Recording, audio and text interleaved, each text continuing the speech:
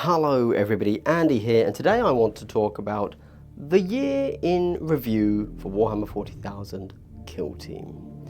You see, we've had not just new terrain, but we've had a whole slew of additional teams, and then even further teams with Ashes of Faith, and I just thought I'd go and recap the highlights. Let's start with the obvious highlight of the fact that GW stock, doesn't exist. That's a bit of an issue. There you go. With that said, let's move on. Hope, fingers crossed, Leviathan is done. Next year, we're good, right? If not, we should probably storm the Citadel or something like that. I don't know. Anyway, let's start with the most obvious one, right? As in the first one. So here we have not only the Breacher team, but also the terrain. Let's talk about the terrain first, shall we? This was such an interesting thing. It was a really good format. I think a lot of people did like it, and a lot of people generally are going to say that it is a cleaner way to play. Due to the way the grid system on the board worked and the way they ruled the line of sight when it comes to the walls themselves, it was actually a simpler line of sight system, and of course line of sight is a big deal for Kill Team, so this was quite nice. Into the Dark was freely available. I didn't hear any complaints about people being able to get it or not, so that was really good. And of course we start with the Navy Breachers. The Breachers did not spark joy for me, I've got to be honest with you. I don't know why. A lot of people did like them. I'm not going to talk about it that much. They didn't do anything for me, and I'm really sad that they are the team that has turned out to be like the best. Although, maybe I should be happy about that because I don't want to play them, and I don't like playing the top team, so there was no conflict of interest there. As you can see, I really went all out with my crazy terrain here, and I really liked this particular vibe I had going, this weird OSL nighttime thingy. Very happy with that. We then go over to, obviously, who faced off against the Navy Breachers, Le Croûte. The Croûte, man, this was out of Into the Dark. This was the team I was into. This is the team that I really wanted everybody to kind of get on with. And actually, I will say, so this is a mixed team in the sense of they weren't very strong out of the gate. They needed a buff, and they got the buff. But interestingly, it's the Into the Dark format that they didn't perform particularly well in. Outside in open, they're a little bit stronger, but they're also, so they're every model does something different, so you really don't want a noob to play these, right? And of course a lot of new players are going to be picking up Into the Dark. These have a lot of rules on them that you just have to, and there's no way to kind of think, oh, okay, well the pistol guy, he naturally does this. It's like, no, he's got like 3 rules and you have to memorize all of them. And he's completely different to every other model in the team. So, a good team power-wise, I think, after the buff, but not really too beginner-friendly for the power level, I think. Which, of course, before we then go on to the next box, what was the next box? Shadowvaults? So that was our Kassakin and our Necrons, High-Tech Circle. I would like to say that if you are subscribed to my channel, I'd like to give you a big double hello. Well, wasn't that intensely wholesome? Hey, if you want some intense wholesomeness in the next video, like, subscribe, leave a comment right now, and that double hello could be yours too. Also, you know, I have like a Patreon and stuff like that, and if you think this is insane and you want to support this level of insanity, then please check out my Patreon, that'd be great. Anyway, I also have like Discord, Facebook, all that good stuff. Before I move on, I would also like to say something meta, something outside of the year, something that came up was, in fact, the Kill Team scorecard app. I'm in no way affiliated with this, but everybody uses this. If you go along to any form of event, like when I went to Kill Team Open, this was on 90% of the tables. At least one of the players had it like on their phone next to them as they went. I bought this tablet for something else, but since getting this, I have to have it in every game of Kill Team I play. So that's the Kill Team scorecard app. Go check it out on iPhone, iOS, whatever. It's legit useful. I realize I just said iPhone, iOS. I meant iPhone and Android. It's available for both. Cool. Okay, with that done, what's next? Kasrkin, right? Let's take a look. So the Kasrkin, this is where our troubles began, isn't it? Yeah, good luck getting hold of these. This is a very cool team. Lots of people were waiting for it. It's the big resculpt of a cool new thing, like Stormtroopers. They became Stormtroopers, then Scions, then Stormtroopers, Kasrkin, Scions, back to Kasrkin. Couldn't get them. And the thing at the time was, we can't get them because all the 40k players are buying them. But from the looks of it, I think maybe just the forecasters completely misunderstood how crazy people were for Kill Team. So yeah, cool models. I think they're pretty gangster. I'm a big fan of them. Again, a team that had to be buffed. They were widely considered one of the worst teams in the game when they released, until the buff, and now, hard to say obviously, but it seems like they're sitting where they should be. So I think good buff. No, I wouldn't say too much, but good buff. And of course they released alongside, there we go, am I going to be able to zoom in on them? No, that's it. Cool. Okay, that's fine, don't worry. No, okay. I was going to slam my head into the view, I can't do it. The next one's the Hierotech Circle. So the Hierotech Circle, again, came out possibly one of the worst teams. There was a lot of joking that perhaps the Hierotech Circle and the Kasrkin were only play-tested against each other, and that's why they're both so bad. But again, the buffs have come, and I think that these guys have come out on top.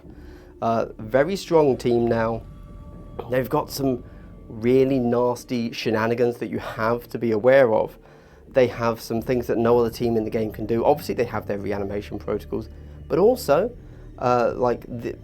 these guys here, the Technomancer, has one of the most deadly, not alpha strikes really, but turn 2 strikes that you just can't avoid. So really strong into horde teams. Basically, they can give themselves a 9-inch with fly, potentially, plus a move, and then a big blast attack. So impossible to hide from. So very interesting.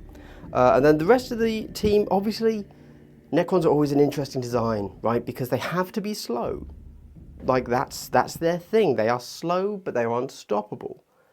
And how do you represent that on the tabletop when it's a game that's all about movement? It should be called Movement Team.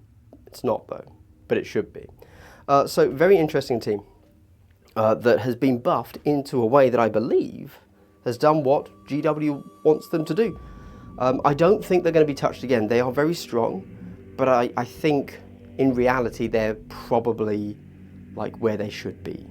Probably. As in they are probably slightly too strong, but not the strongest team in the game, sort of thing. So it's fine. After, what was this? Shadowvaults? We then went over to Soulshackle with Drukhari and with Exaction Squad. So this is where my shame begins. I've done a pretty good job, I think. Here we go. Drukhari and what very little I made of my Exaction Squad. So let's talk about this. No, let's talk about the Drukhari first. So the Drukhari released, and they were models that didn't really stand out. If you like Drukhari, yeah, they gave you a few extras, like a few extra poses, essentially, similar to how the Phobos team just kind of gave you a few extra poses, but not really much else. Well, here are the Drukhari, the Hand of the Archon.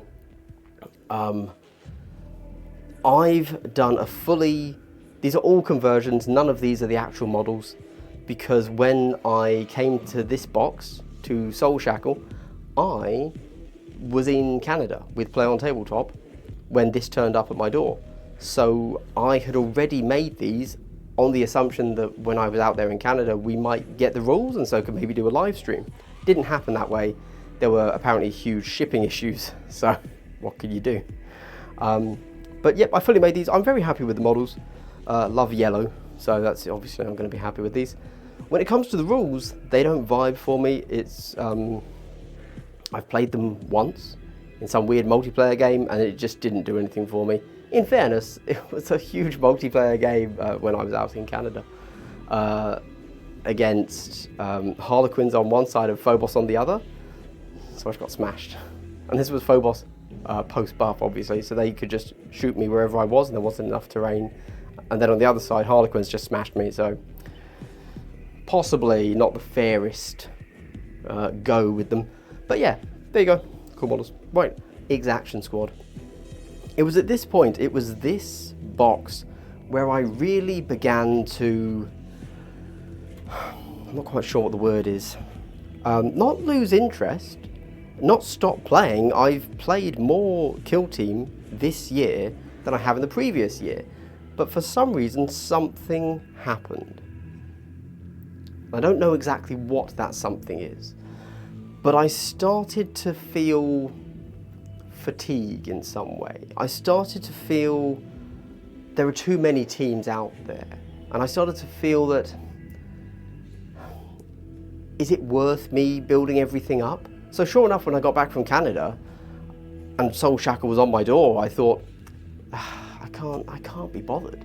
Which is very strange, because before I went out and in the build-up and the hype, before I got the box, I was really excited for Exaction Squad. In fact, I heard lots of talk from lots of people that Exaction Squad, the Judge Dredd dudes, they're very excited for them.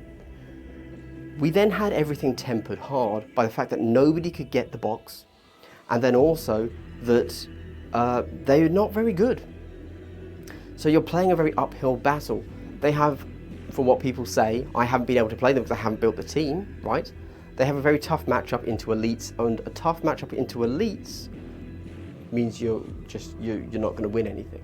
Because of course, if you go to a tournament, you will face elites. Although with that said, at Warhammer Fest, there was one Exaction Squad player, and he faced 3 elites and beat them before finally losing to the 4th elite, I believe, if I recall. So there you go. It's a bit of a shame.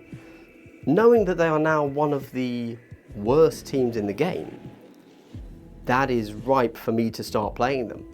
But I haven't built the team, and I'm completely burned out on hobby due to other reasons and things that I've been hobbying. So that's a little bit of a shame. I will get around to them one day because I do want to have the complete set. But there you go. Exaction Squad, cool.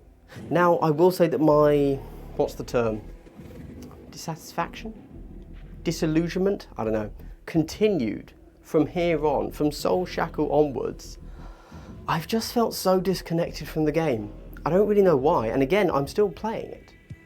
So it's not that I'm feeling, maybe I'm feeling disconnected from the content, I don't know. Anyway, let's continue. So we went from that to Gallowfall. Where have I put the Gallowfall models? Right, we've got some here, there you go. Let's go ahead and jump over to the Hearthkin. Oh yes. Now the Hearthkin, a lot of people were waiting for these. The Hearthkin seem like, there's a real die-hard, there's some people out there that just absolutely love these guys, right? It's not me. I've been very questionable about these the whole time that they've kind of been out, and I don't know, just aesthetically. The idea of dwarves is cool. I'd love some cool dwarves, but these are a little bit too spaceman and not quite enough dwarf. I don't know. Yeah, as a team, they're very bad. So there you go. They have a very interesting mix of, like, so their whole thing is they've got decent shooting, but for it to become good shooting, you have to die. And then you're also slow. And what the slowness with this team tends to mean is you have to have a plan, and you follow that plan because you can't go any faster. And if something interrupts that plan, you will lose the game. But if you're allowed to carry out that plan, you probably have strong enough shooting that you're fine. right? That's kind of this team here. So there you go. But they do have some interesting tech pieces, but honestly not quite enough to really do what they need to do, it seems. I suspect they're probably in line for a buff.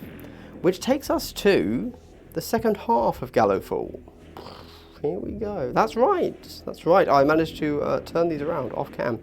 So, oh, sorry. Both of these I did an interesting thing with. I put them all on 25mm bases, and then I used these base extenders with names in from a company called War Factor, who currently have a Kickstarter on where you can go and buy these bases, and there's like, I'll put an affiliate link and stuff, and you can get like a 20% discount if you buy them. Anyway, so they're quite good.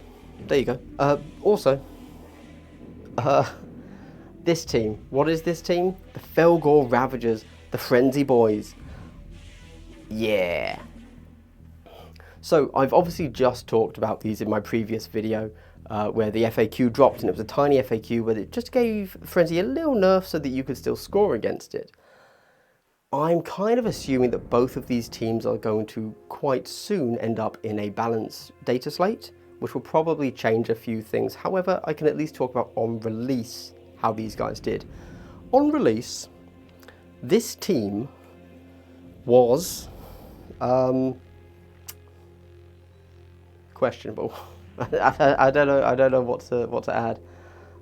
They've got some problems, guys. They've got some real problems, and those problems are just abuse. So I really want to clarify this. I think that if they are played as they were intended, then they are fine.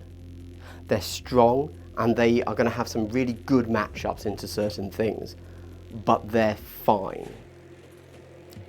If you go up against a player that knows what they're doing and knows how to abuse the frenzy rule instead of use the frenzy rule, I think they're pretty unstoppable, if I'm honest. It just needs a very small tweak to the frenzy wording, and they'll still be a strong team, but they won't be abusable.